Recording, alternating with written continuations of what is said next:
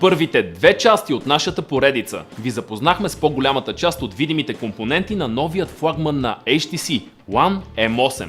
Разгледахме неговия дизайн и използваните материали. Отговорихме си на няколко въпроса за функционалността на този нов за марката материал и разбрахме защо това устройство съвсем заслужено определяме като едно от най-красивите на пазара. Направихме също така обзор на порасналия до 5 инча дисплей. При него също видяхме куп новости и трикове. Същото се отнася и за батерията и нейният режим за пестене на енергия. Но да се върнем в настоящето. Днес екипът на DigitalBG ще разгледа обстойно хардуера и трите камери на този смартфон. Да, правилно ме чухте, HTC One M8 има общо 3 камери.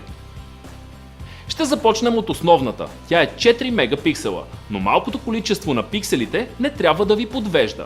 Както споменахме и преди малко повече от година, при първият One, тук е използвана внедрената от HTC технология Ultra Pixel, при която размерът на пиксела е далеч по-голям от обикновения. Размерът е 2 микрометра. Като база за сравнение, класическият пиксел е с обемен размер 1,13 микрометра.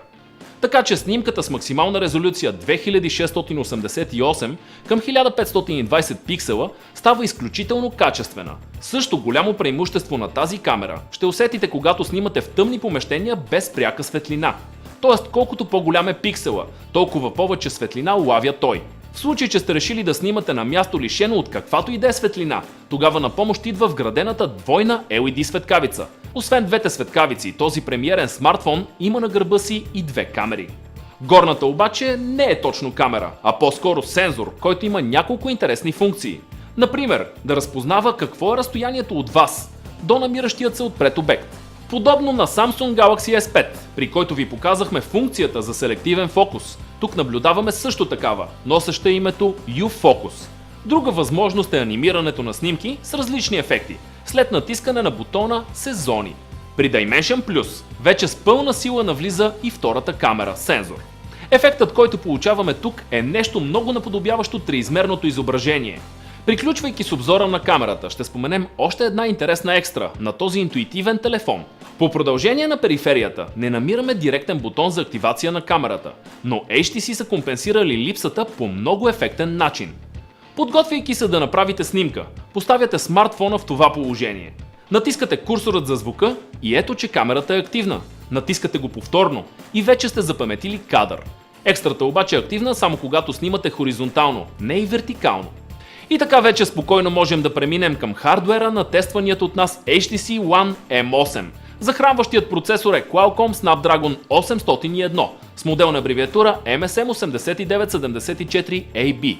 Той е 4-ядрен и работи с тактова честота 2,3 ГГц. Излишно е да казваме, че телефонът се справя отлично по време на всичките ни нелеки тестове, на които го подложихме. За да онагледим приятните си впечатления, решихме да подложим устройството и на AnTuTu Benchmark тест.